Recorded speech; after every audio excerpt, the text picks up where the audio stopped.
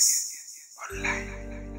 Hii ni Yes Online na hii leo ni siku ya kupata utangulizi wa simulizi yetu pendwa inayokwenda kwa jina la Chozi la Mama, simulizi iliyojaa visa na mikasa, vile matukio ya kutisha na kusisimua na mengine ya kukatisha tamaa. Na yote hiyo ni kwa lengo kubwa la kujikwamua kutoka katika hali ya umasikini. Utakuwa na mimi Edibili Gaston Ndawala Kalori kama mwandaaji wa simulizi hii, lakini kama msimuliaji wa simulizi hii pendwa kabisa.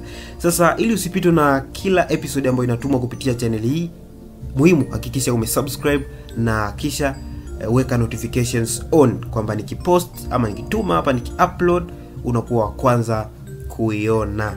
Naam, namba yangu ya WhatsApp kwa ajili ya ushauri ama kuuliza chochote ni 0678560400 kama ambavyo inaonekana po 0678560400.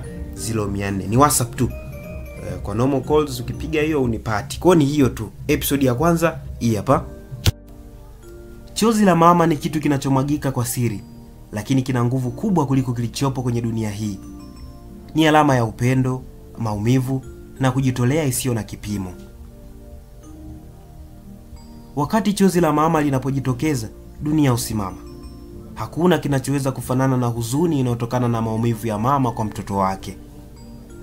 Kila chozi la mama linabeba simulizi ya kujitolea, maumivu na nguvu ya upendo. Ni chozi ambalo halionekani kwa kila mtu, lakini linakuwa na maana kubwa kwa yule ambaye analiona. Katika dunia hii yenye machungu, chozi la mama linasimama kama ishara ya maumivu ambayo hayana kipimo, lakini ni alama ya nguvu zisizoonekana zinazowezesha mama kukabiliana na changamoto za kila siku.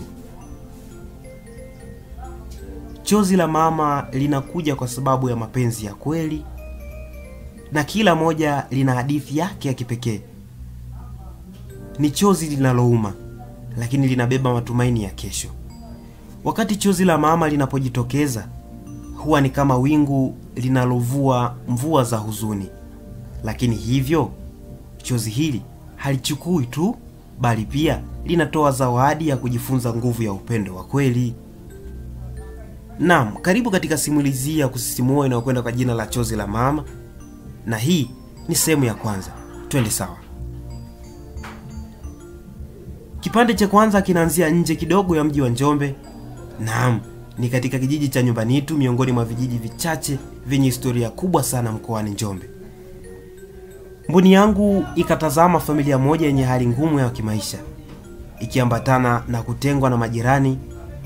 Ndiyo, ni familia ya Mama Janet, yeye na watoto wake wawili. Watoto hao wawili ni Janet ambaye ndiye mtoto wa kwanza, na mwingine ni Eriki ambaye ndiye mtoto wa mwisho kwa Mama Janet. Janeti umri wake ni miaka 17 na Eriki umri wake ni miaka 13. Wote ni wanafunzi wa shule ya sekondari Igima iliyopo mbali kidogo na kijiji cha Nyumbanitu. Ilikuwa ni usiku, hatimaye kawa asubuhi tena. Janeti akaamka asubuhi na mapema na kumwamsha mdogo wake Eriki, ikiwa ni maandalizi kuelekea masomoni. Eriki. Naam. Amka mdogo wangu, kumekucha. Tunapaswa kuwahi ili kuepuka adhabu ya kuchelewa. Haraka Eriki aliamka na kuchukua mswaki wake na kuchota maji ili asafishe kinywa na uso.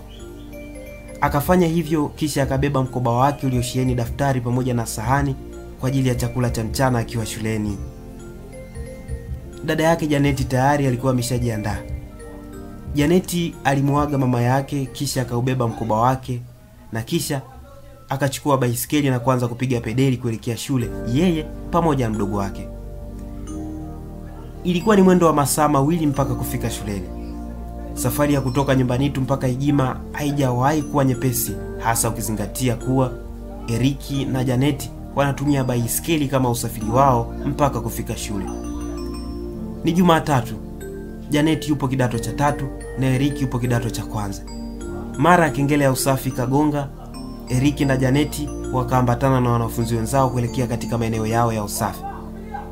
Usafi ulichukua takriban dakika 45 tu, kisha kengele ikawaongoza kuelekea mistarini, ambapo huko ukaguzi wa usafi wa mwili ulifuata na baadaye matangazo kutoka kwa mwalimu wa zamu yalifuata vile vile. Matangazo hayakuwa mengi kutokana na hali ya hewa ya asubuhi ile. Ukungu na mvua za rasharasha zilitawala maeneo ya shuleni. Mwalimu mkuu ndiye aliyemaliza kwa kutoa tangazo kuhusu michango.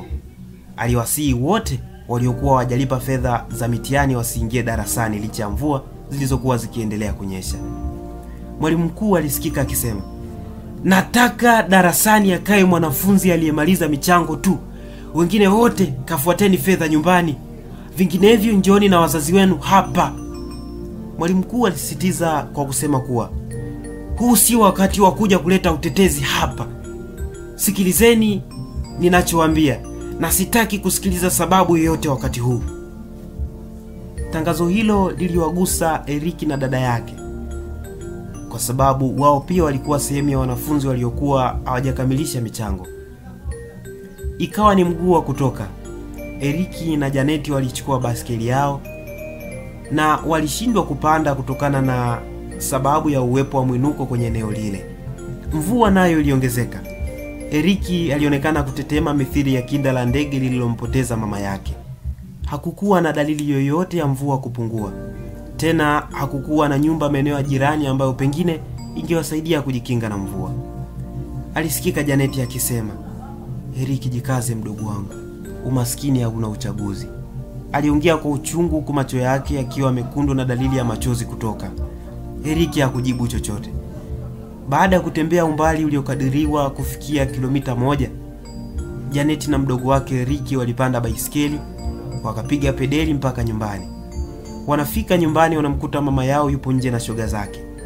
Mama anashangaa kuona watoto wake wameloa chepe chepe na ni muda wa masomo. Ilikuwa ni kama saa 4 hivi asubuhi. Kwa mshtuko mama aliuliza, "Janeti, kulikoni tena? Kuna nini?" "Eriki, niambie mwanangu, nini shida?" Mama aliongea huku akijifunga vizuri kitenge chake kwenye kiuno chake. Na wakati huo ukimya ulitawala kidogo. Janeti alijibu kwa sauti ya pole akasema, "Mama, tumefukuzwa shule, hatujatoa hela za mitihani." Ghafla mama akaanguka chini na papo hapo shoga zake wakafarakana. Janeti na Eriki wakaangua vilio, wakapiga mayowe kwa kuomba msaada. Chozi la mama.